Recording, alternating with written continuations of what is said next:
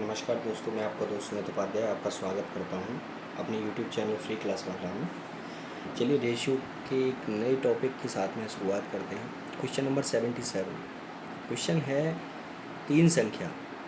देखिए, क्वेश्चन करने से पहले मैं आपसे फिर कुछ कहना चाहता हूँ। मैं कहना चाहता हूँ कि जितना से ज़्यादा आप इस चैनल को शेयर और सब्सक्राइब करवाएंगे या करेंगे, उतना ही आप लोगों का साथ दे रहे हैं। और हमारा काम है केवल लोगों को शिक्षा पहुंचाना, बिना किसी शुल्क के। तो कोशिश करिए ज़्यादा से ज़्यादा चैनल को शेयर कराइए, ठीक है, जिससे लोगों का भला हो सके। चलिए शुरू करते हैं। क्वेश्चन है तीन संख्याएं 1, 2 और 3 के अनुपात में हैं। उनकी में प्रत्येक में 5 जोड़ने पर नई संख्या 2, 3, 4 के अनुपात में हो जाती है। तो वो कौन सी संख्या है? ठीक है, अब संख्याएं क्या हैं? मान लीजिए पहली संख्या ये है, दूसरी संख्या ये है और तीसरी संख्या ये है। ठीक है, मतलब सब पहले रेशियो क्या है इनका? 1:2:3। बाद में, क्योंकि बाद में संख्या जोड़ी जा रही है, 5 जोड़ने पर रेशियो कितना हो जाता है? 2:3:4। और इसके बीच में जोड़ा कितना जा रहा है? इनमें सभी संख्याओं में 5 जोड़ा गया, तब रेशियो, नया रेशियो ये प्राप्त हुआ। ठीक है, अब वो ये कह रहा है सवाल कि वो संख्या बताइए जो 5 जोड़ने पर नई संख्याओं का रेशियो बदलती है। तो इनमें अंतर कितना हुआ? यानी इन संख्याओं में ये तो पुरानी संख्या हो गई, ये नई संख्या हो गई। इनमें अंतर कितना है? 5 का, क्योंकि 5 जुड़ गया है ना, तो 5 क्या है? अंतर। और इनके रेशियो में कितना अंतर है? इनके रेशियो में भी जो अंतर है, देखिए यहाँ 1, 2 थी, 3 हो गई, 3 थी, 4 हो गई। रेशियो में भी अंतर कितना है? 1। अब हमने क्या बताया था? अगर हमको कोई संख्या निकालनी हो, ठीक है, तो उस क्या करते हैं? अंतर की तुलना अंतर से कर देते हैं। तो अब संख्या क्या हुई? संख्या में अंतर, अंतर बट्टे अंतर, यानी 5/1 बराबर 5। तो संख्या क्या हुई? ये हुई वो संख्या जो जोड़ी जा रही है। ठीक है, अब बाद में, अब वो कह रहा है कि जोड़ने के बाद जो संख्याएं हैं उनका अंतर बताइए। जोड़ने के बाद अगर संख्याओं का अंतर पूछेंगे तो सिंपल बाद में संख्याएं लगाएंगे। तो 2, 3, 4, यानी 2 है तो 2 गुणा 5, 3 है तो 3 गुणा 5, 4 है तो 4 गुणा 5। और पहले की पूछे अगर वो कहता है, चलिए पहले की निकाल देते हैं। पहली संख्या क्या थी? 1, 2, 3। और अब संख्या क्या हो गई? अब संख्या क्या हुई? 1 गुणा 5, इसमें 5, 2 गुणा 5, ठीक है, इसमें 5, 3 गुणा 5। संख्याएं हो गई 5 रेशियो 5, 10 रेशियो 15। ठीक है, आ गया समझ में? अब इसमें जब हम 5 एलसीएम ले लेंगे सबसे, 5, 5, 5, तो संख्याएं फिर लौट के वही आ जाएंगी, 1, 2, 3। ठीक है, तो सीधी बात है, संख्या क्या थी? वो 5 संख्या थी। और संख्याएं अब क्या, पहली संख्याएं क्या थी? जो बाद में संख्याएं हुई वो हुई 5, 10, 15। ठीक है, चलिए नेक्स्ट क्वेश्चन करते हैं। एक नियोक्ता अपने कर्मचारी की संख्या में, नियोक्ता अपने कर्मचारी की संख्या में 8:5 की कमी कर देता है। यानी कर्मचारी लिख लीजिए, प्रश्न के साथ लिखते रहिए। कर्मचारी पहले क्या थे? 8 थे, अब कमी कर दी उसने तो 5 हो गए। ठीक है, 5 की कमी कर देता है, 8:5 की कमी कर देता है। उनके वेतन में 7:9 के अनुपात में वृद्धि कर देता है। यानी वेतन, पहले क्या था? वेतन 7, अब क्या कर दिया उसने? 9। ठीक है, वृद्धि कर देता है।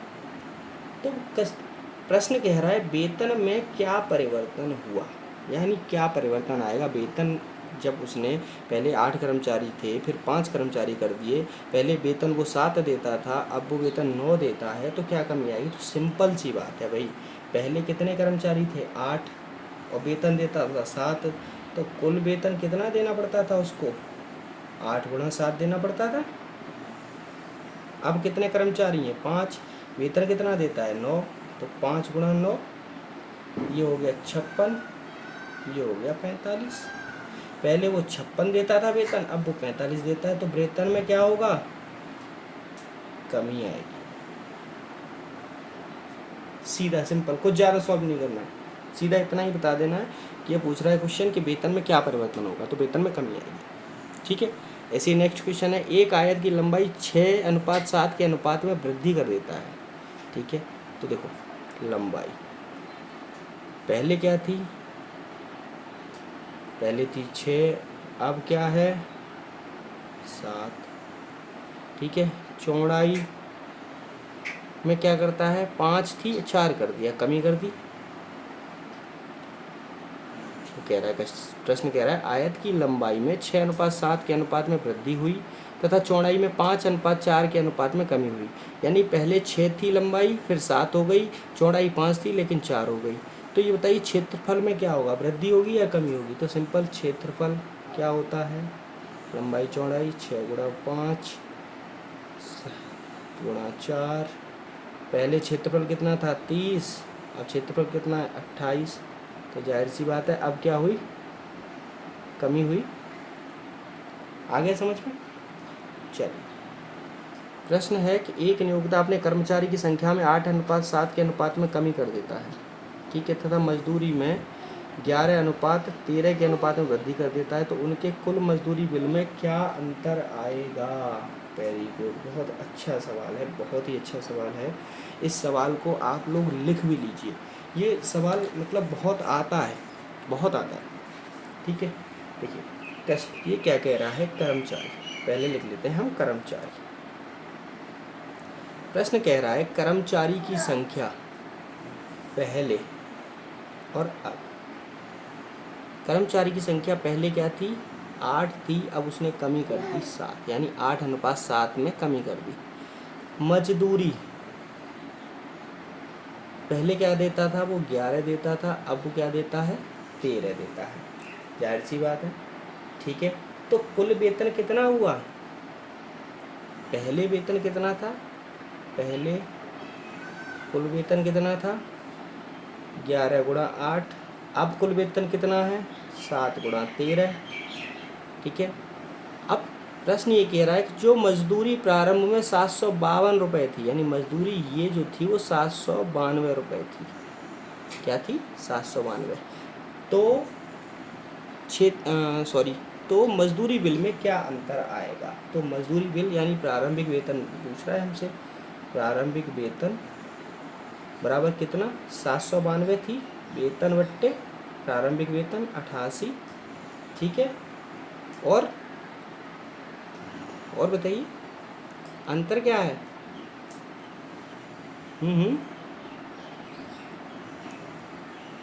भूल जाते हैं आप लोग। चलिए देखिए, यहाँ क्या हुआ? ये हुई 88 और ये कितना हुआ? 91। तो इनमें अंतर क्या था? 3 का अंतर है ना, तो अंतर से गुणा करेंगे ना, करेंगे कि नहीं करेंगे? बताया था समान की तुलना समान से, और जो पूछा जाए उससे, क्योंकि अंतर पूछ रहा है ना। कुल मजदूरी बिल में क्या अंतर आएगा? तो अंतर 3 है, 3 से गुणा कर दिए। 8 निम 72 और 8 निम 72, 9 बार कट जाएगा ये, तो 9 तिया 27। ये क्या है? 27 रुपये का अंतर। सीधी बात है, सीधी चीज़ है भाई। पहले 8 मजदूर थे और अब उसने 7 कर दिए घटा के। पहले 11 रुपये मजदूरी देता था, अब उस 13 रुपये मजदूरी देता है। तो पहले मजदूरी वो देता था 88 रुपये, अब उसे देनी पड़ रही है 91 रुपये, तो 3 रुपये ज़्यादा देने पड़ रहे हैं, तो अंतर आ गया। ठीक है, 3 रुपये का अंतर आ गया। अब पहले की कुल मजदूरी क्या थी? दी हुई है, जो मजदूरी प्रारंभ में 792 थी, यानी कुल मजदूरी पहले वो 792 रुपये देता था। ठीक है, और अनुपात में कितनी देता है? 88। तो 792 और 88 आपस में बराबर है ना। ठीक है, तो दोनों की तुलना की, अंतर से गुणा कर दिया, कुल मजदूरी का अंतर निकला है, क्योंकि अंतर पूछ रहा है ना। तो प्रारंभिक वेतन में अंतर, यहाँ अंतर लिख दीजिए। ठीक है, समझ में आ गया? कर लेंगे ऐसे क्वेश्चन आएगा तो। चलिए आगे बढ़ते हैं। ओके, थोड़ा सा टाइप चेंज हो गया है क्वेश्चन का। क्वेश्चन कह रहा है किसी कक्षा में लड़के एवं लड़कियों की संख्या का अनुपात 5:3 है, तो दिए विकल्पों में से कौन सी संख्या बच्चों की संख्या नहीं हो सकती। अच्छा, क्वेश्चन आएगा ऐसे, उसमें विकल्प दिए होंगे। अब इन विकल्पों में से ये पूछ रहा है कि कौन सी इनमें से कौन सी वो संख्या है जो छात्रों की संख्या नहीं हो सकती। ठीक है, तो देखिए इसके लिए मैंने नोट लिखा हुआ है, सॉल्व नहीं किया है, नोट लिख दिया है आप लोगों के लिए। ठीक है, नोट क्या लिखा हुआ है कि ऐसे प्रश्नों को सॉल्व करने के लिए ऑप्शन का यूज़ करेंगे, ध्यान रहे ऑप्शन का यूज़ करेंगे। ठीक है, ऑप्शन का आंसर दशमलव में ना आए, लाइक 2.5, 3, 3.5, मतलब एक स्पेसिफिक ऐसा नंबर नहीं आना चाहिए, ऐसा ऑप्शन नहीं आना चाहिए जो पॉइंट में आंसर आए। नोट सेकंड दिया हो, ऐसे प्रश्नों को सॉल्व करने के लिए दोनों के अनुपात को जोड़कर, क्योंकि बच्चों की संख्या पूछ रहा है ना, तो संख्या 5 मान लो लड़के हो गए, 3 लड़की हो गई, तो टोटल कितने हुए अनुपात में 8 हुए ना। तो टोटल की संख्या को जोड़कर जो विकल्प हैं उनमें भाग दे दीजिए, पूर्णतः विभाजित हो जाएगा तो वो संख्या होगी, और जो विभाजित नहीं होगा वो संख्या नहीं होगी। तो टोटल योग कितना हुआ, छात्र प्लस छात्र कितने हुए, 5 + 3 = 8। ठीक है, अब 8 का पहले विकल्प 40 में भाग दिया, चला गया। 8 का 96 में दिया, चला गया। 8 का 150 में नहीं जाएगा, 24 में चला जाएगा। तो आंसर क्या है, आंसर 150, यानी 150 जो है वो छात्रों की संख्या नहीं हो सकती, कुल संख्या नहीं हो सकती है, क्योंकि छात्र कभी भी 2.5, 3, 3.5 में नहीं हो सकते ना। ठीक है, चलिए नेक्स्ट क्वेश्चन है 82 कि स्कूल में विद्यार्थियों की संख्या 372, तो विकल्प में से कौन सा अनुपात गलत है। देखिए पहले क्या था, पहले अनुपात दिया था, संख्या पूछी थी, अब संख्या दी है, अनुपात दिया है, तो सीधा सीधा अनुपात को जोड़िए। 3 और 1 4, 4 में 72, 4 ने 36, 4 × 12 चला जाएगा, तो ये हो सकती है। ठीक है, 5 और 1 6, 6 × 4 = 36, 6 × 2 = 12, ये भी चला जाएगा, तो ये भी हो सकती है। 1 और 11 12, 12 × 3 = 36, 12 × 1 = 12, ये भी हो सकती है। 3 और 8 11, 11 × 3 = 33, 11 × 4 = 44, ये संख्या नहीं हो सकती। तो आंसर इसमें क्या होगा, 3:8 गलत है, सिंपल। चलिए क्वेश्चन नेक्स्ट है, पेटी में 1 दर्जन शीशे हैं, यानी ये कोई पेटी है, उसमें 1 दर्जन शीशे हैं। पेटी को गिरने पर टूटे और बिना टूटे शीशे का अनुपात दिए विकल्पों से क्या होगा, बचा होगा। ठीक है, सीधी बात है। क्वेश्चन कह रहा है कि एक पेटी में शीशे कितने हैं, 12 शीशे हैं, 12 शीशे हैं। ठीक है, तो 12 शीशे हैं, वो चाहे टूटे हैं चाहे कुछ भी हों, रहेंगे तो 1 ही दर्जन। भाई कहीं खो तो गए नहीं है, या कहीं गिरे तो हैं नहीं, रहेंगे पूरे 1 दर्जन ही, चाहे वो टूटे में हो चाहे कैसे भी हो, जाहिर सी बात है। तो सिंपल इसी की तरह निकालना है हमको, अनुपात 2 और 1 3, 3 का 12 में भाग चला जाएगा, तो ये अनुपात हो सकता है। 3 और 1 4, 4 × 3 = 12 हो सकता है। 3 और 2 5, 5 दूनी 10, 5 चौका 80, 5 से 12 में 2.4 आंसर आ रहा है, तो इसका मतलब 3:2 इसका करेक्ट आंसर है। 3:2 विकल्प नहीं होगा, बाकी सारे विकल्प होंगे इसके आंसर। ठीक है, चलिए क्वेश्चन नंबर 84, ABC के वेतन का अनुपात 2:3:5 है। क्या कह रहा है, A, B और C यानी 3 व्यक्ति हैं, उनके वेतन का अनुपात जो है 2:3:5 है। A, B, C 2, 3, 5। ठीक है, ये क्या है, ये है वेतन। अब क्वेश्चन कह रहा है इनके वेतन में क्रमशः 15% की वृद्धि करने पर वेतन का नया अनुपात बताइए। देखिए 15% की वृद्धि करेंगे तो 2 का 15% अगर हम निकालेंगे, आगे प्रतिशत अभी मैंने पढ़ाया नहीं, आगे पढ़ाऊंगा, तो 2 का 15% बढ़ेगा 30 पैसे, तो यहाँ पर 30 पैसों में आएगा। तो इसलिए हम क्या करते हैं, इसमें 1 0, इसमें सभी में बराबर करने के लिए 0 लगा लेते हैं। ठीक है, अब 0 लगा लिया सभी में, तो 20 हो गया, 30 हो गया, 50 हो गया। 0 हटाएंगे तो सेम रेशियो आ जाएगा, ये केवल मानने के लिए, जिससे कि हमारा कैलकुलेशन हो वो थोड़ा सरल हो जाए। ठीक है, ये हो गया। अब नया अनुपात क्या कह रहा है, नया वेतन कह रहा है कि पहले में 15% यानी 20 गुणा 15% वृद्धि है, तो वृद्धि होगी कितनी, वृद्धि का मतलब पूरी 100% है, तो 115% हो गई। 115 बट्टे परसेंट हटाया 100 कर दिया। अनुपात 30 में 10%, तो 30 गुणा 110 बट्टे 100, ठीक है।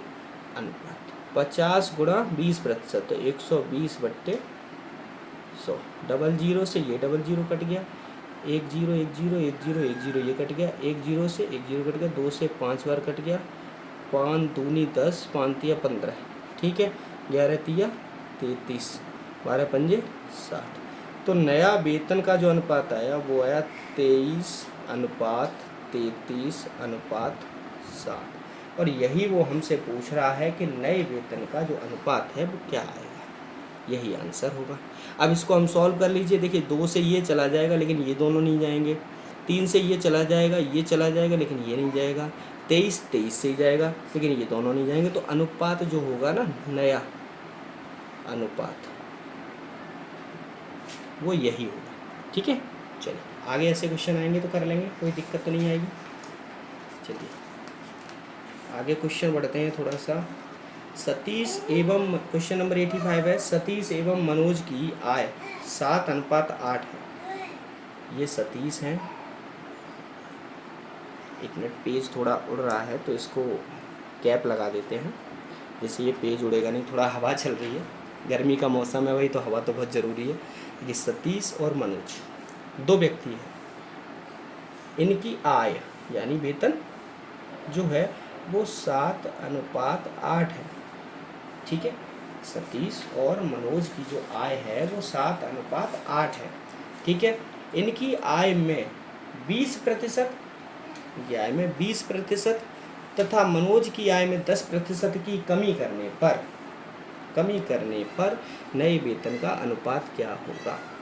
सीधा सेम वही 20%, 7 का 20% अगर बढ़ाएंगे, 7 दूनी 1 रुपया 40 पैसा, तो पॉइंट में क्वेश्चन आएगा तो 0 लगाएंगे, 0 लगा लिया अपनी तरफ से सॉल्व करने के लिए, थोड़ा सा सरल बनाने के लिए।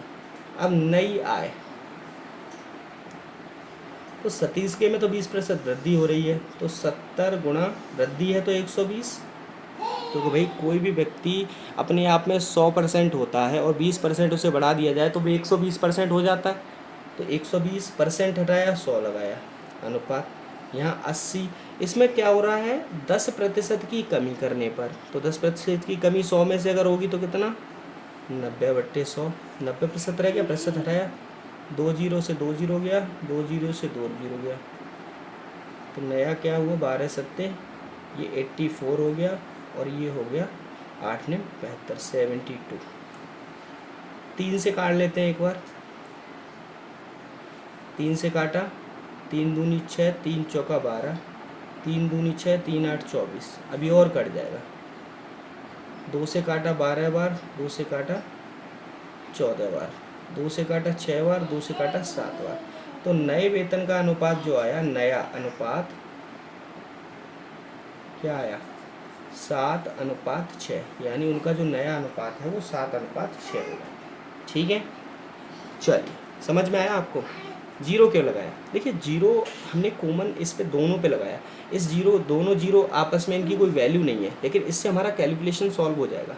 वैल्यू क्या, 0 से 0 काटेंगे, 10 से काट देंगे, अभी 10 से ये कट जाएगा आराम से, लेकिन हमने इसको सरल बनाने के लिए ऐसा किया है, क्योंकि परसेंटेज में क्वेश्चन है तो परसेंटेज में पॉइंट में क्वेश्चन आएगा आगे, ठीक है। चलिए कोई दिक्कत हो तो आप मेरे को कमेंट सेक्शन में कमेंट करिए, मैं उसका सॉल्यूशन दूंगा आपको, ठीक है। नया क्वेश्चन है कि विद्यालय में लड़के एवं मतलब छात्र एवं छात्राओं का अनुपात 4:1 है। ये है छात्र, इधर है छात्रा, इनका अनुपात क्या है 4:1 है, ठीक है। छात्र एवं छात्राओं का अनुपात 4:1 है। इसमें 75% छात्र एवं 70% छात्राओं को छात्रवृत्ति मिली है। जाहिर सी बात है 75 का वही सेम, यहाँ पे सबसे पहले तो 0 लगा दो आप कैलकुलेशन सॉल्व करने के लिए, ठीक है। अभी ये हो गए 40 और 10। ठीक है। अब ये कह रहा है 75% छात्रों को और 70% छात्राओं को छात्रवृत्ति मिली है। तो छात्रवृत्ति वाले छात्र कितने हो गए? छात्रवृत्ति प्राप्त करने वाले हो गए छात्र 40 गुणा 40, 75/100 प्लस इनको भी मिली ना, तो 10 गुणा 70%/100, 100 से ये 100 कट गया, 100 से सॉरी एक जीरो से एक जीरो कटा, 2 से 2 बार, 2 से 5 बार, 5 से 15 बार। तो इसका क्या हो गया? 15 दूनी 30 प्लस 7 37। 37 छात्रों को, यानी 37 छात्र हैं, उनको कुल को छात्रवृत्ति मिली है। ठीक है। और कुल छात्र कितने हैं हमारे पास? कुल छात्र हैं कितने? कुल छात्र हैं 40 ये प्लस 10 ये, यानी 50। तो छात्रवृत्ति न मिलने वाले छात्र कितने हो गए? छात्रवृत्ति न मिलने वाले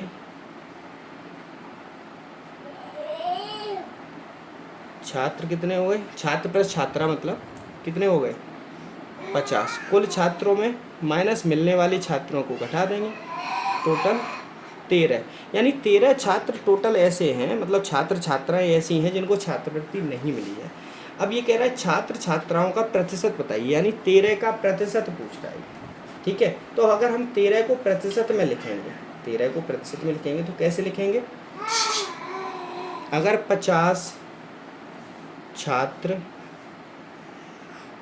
हैं पूरा 100%, भाई 50 छात्र पूरे 100% हैं, तो एक छात्र कितना होगा? 100/50। ठीक है। तो 13 छात्र कितने होंगे प्रतिशत में? सॉरी, 100/50 गुणा 13। ठीक है। 50 से 2,